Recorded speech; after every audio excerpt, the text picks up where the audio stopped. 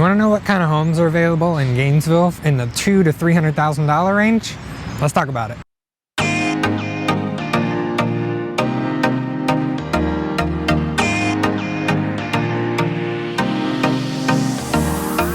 Hey everybody, my name is Drew Dalston. I'm a local realtor based in Gainesville, Georgia, but servicing kind of all the northeast part of the state.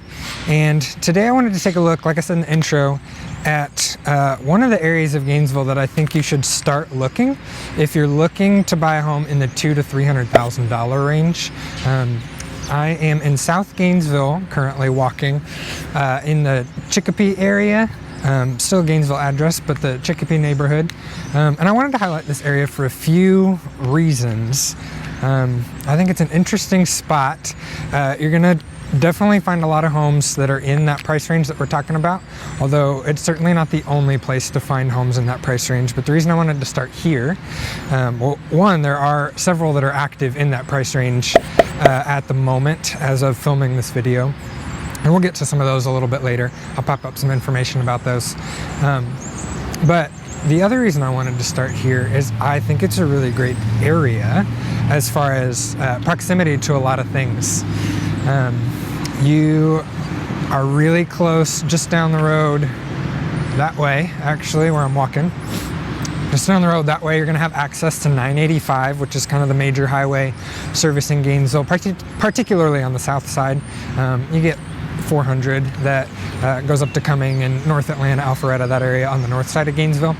But 985 is what you're gonna want to take you to Flowery Branch, to Buford, and beyond that, connecting to 85 and Atlanta. And then also just down that road, you have UNG, University of North Georgia's Gainesville campus, just down that direction. And you're not too far also from the hospital in this part of town. So between all those things, I think it makes it a great spot if you're looking to purchase something as maybe a first-time investment property. I think it can be a really good spot to build equity as a first-time homeowner as well. And we'll talk about a little bit of that. But if you're you already have a home you like living, and you're looking to get into the investment game, this could definitely be a place to look, because you're going to have tenant options for either long-term workers at the hospital, or as people are continuing to do the traveling nurse thing and maybe don't want to stay in a basement for an Airbnb, or get an apartment, maybe they want their own space. You can offer them potentially a house as, you know, like a 3-month rental, something like that. So there's definitely some options in this area. Now let's talk about some of the homes and what makes them affordable here. You could look at this as possibly positives or negatives. Depends on how you spin it. Couple of the reasons that the homes in this area are a little bit more affordable. One is smaller size. Nothing down in the Chicopee area is built really that large. You don't have just like, you know, 5-bedroom houses, 2,500 square feet. That's not really a thing that exists in this area, which, like we talked about, helps keep it affordable, so that's a plus. But if you have a larger family, this may not be the area for you to go. The other thing that you're going to get in this area is a lot of the homes are older. So with that, you know, it depends on kind of what the previous owners were doing, but you're going to get some homes that maybe aren't as cared for on the inside as you'd like to see. But you got some as well that have either been renovated in the last 20 years, or a couple of the ones that are active right now that I talked about have been purchased, renovated recently, and put back on the market with all new improvements, and new flooring and siding and appliances, that whole thing. So there are some options. We're gonna go up this way. We'll kind of take a look at some of the houses in this neighborhood, and then I'll start walking back toward the road. Hopefully the road noise wasn't too bad as I was by it. So those are kind of two of the main factors in why this is an affordable area. But one of the things that I love about that, and maybe you do too, older neighborhoods like this, let's wait for this car to go before we cross the street. Older neighborhoods like this are not cookie cutter areas. You're not getting the same floor plan, just plop, plop, plop, plop. You got a lot of character with the houses that you're buying, and a chance to really make something your own and to have something unique for the area. And I always like that about older neighborhoods like this. I think that's something that's really fun. So now we're getting kind of off the main road and back into the neighborhood a little bit. So So we can kind of do a little pan here. You can kind of see this is what some of the homes are looking like. You got a lot of brick, actually, almost entirely brick as far as what you're seeing as the main outside composition of these homes. Nice little friendly pupper over there. See him? But yeah, a lot of brick homes, a little smaller, 2-bedroom, 3-bedroom type of ranch. Not getting anything with like full basements, although you might get some crawl space. But just really simple homes, which I say is a positive. I don't mean that as a negative. You got a lot of good trees in the area, some smaller, some larger. That's a big guy. You got sidewalks if you have a family and you're doing the whole walking thing. You got several churches that are right in the area. Another thing about the area that I didn't mention when we were talking about proximity stuff earlier, you are very close to a lot of good restaurant options and some good shopping options. Just down the road, you, depending on which way you go, I guess if you're going back toward 985 and UNG like we talked about earlier, you're getting up and closer to like the Oakwood area. The Mundy Mill, there's some good options down there. There's even a Sam's Club if you're into your bulk shopping. But then there's Publix and Ingles as far as grocery.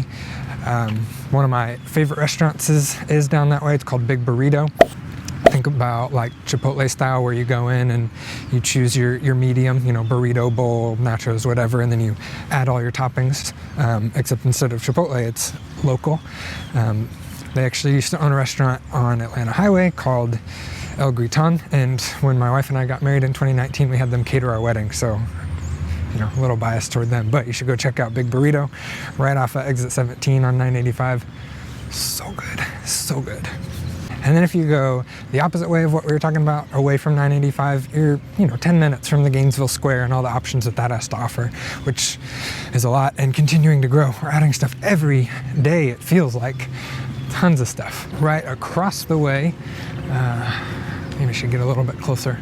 Okay, let me walk a little further and then we'll fast forward and I'll talk about this thing. Okay, that's a little closer. So what I was just saying, right across the way, you have a really unique and cool spot to Gainesville. What was formerly called Left Nut Brewing has now rebranded to Liquid Nation Brewing. But that is, where are we at here? Right across the way. Yeah, it's hard. And yes, obviously it's a brewery, but it also is a place that you can go and hang out and grab a drink. They have cornhole inside.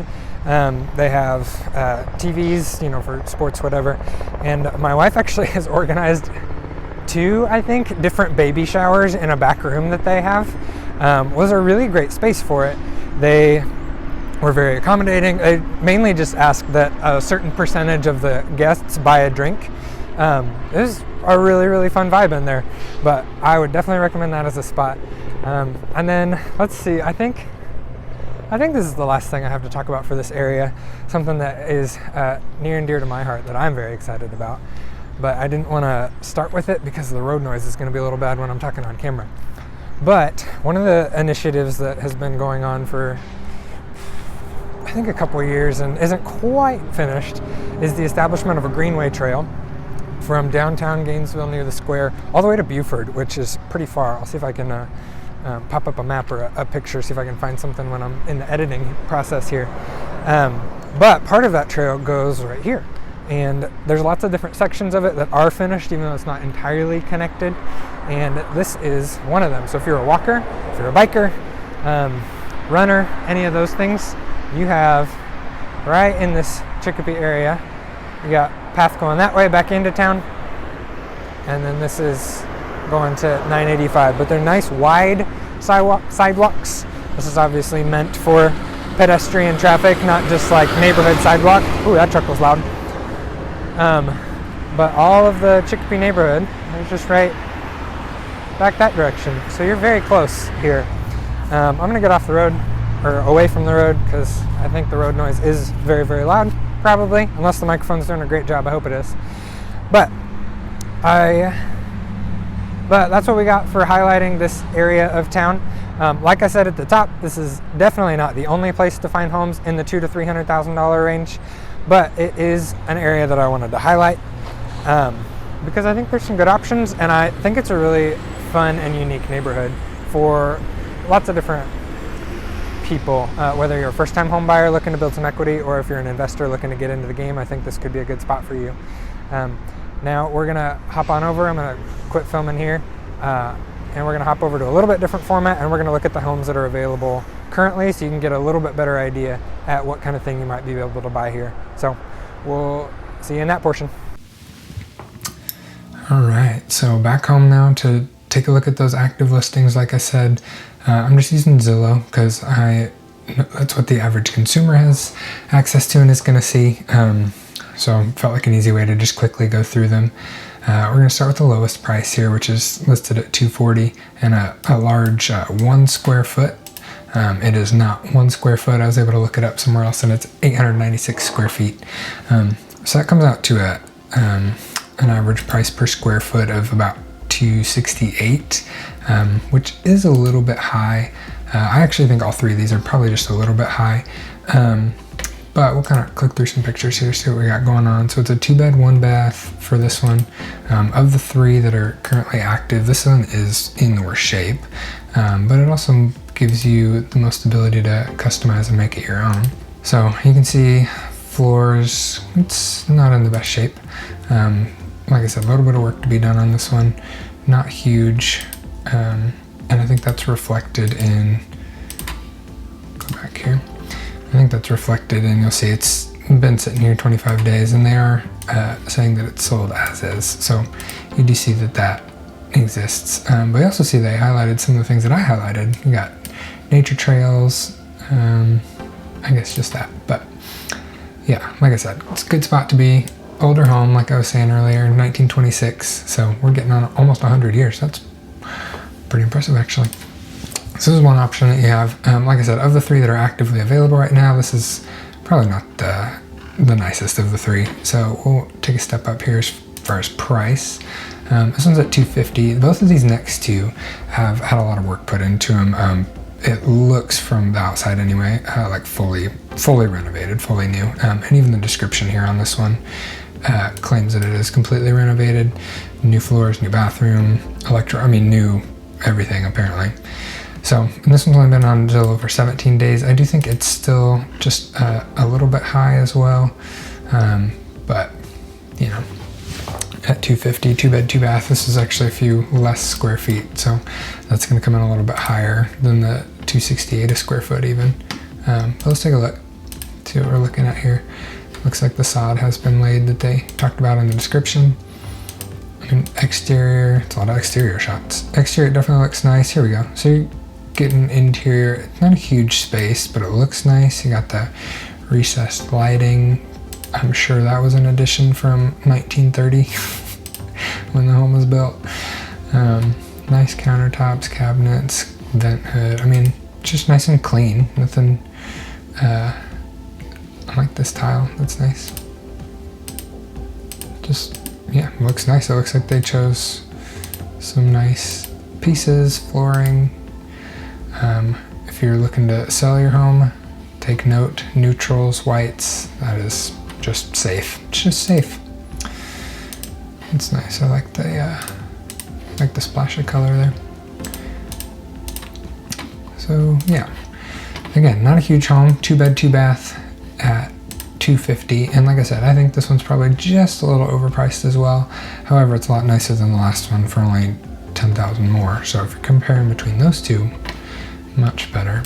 We'll look at this last one here. This is the biggest, 1,216 square feet, and it's a 3-2, so you get that extra bedroom. Still 1926, so you know, still close to 100 years old.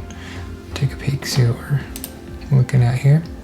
Again, this is a fully renovated home as well. Lots of new in this. You don't have nothing you're seeing here was probably there in 1926.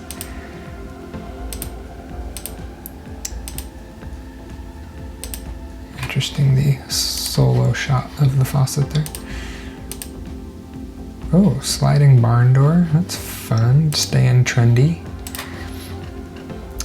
So let's see if they say anything here. Brand new roof, HVAC, plumbing, window. Yeah, this looks like everything is new again. Wow, you can park up to 9 cars there on the driveway. Wow. But again, 35 days. So I think everybody else is probably agreeing with me that this is nice, but probably a little bit, price probably just a little bit high. One of the things I'm going off of here, this is stuff in the last month in the 30504, which is what that Chicopee falls into, zip code in Gainesville. You can see, wrong way.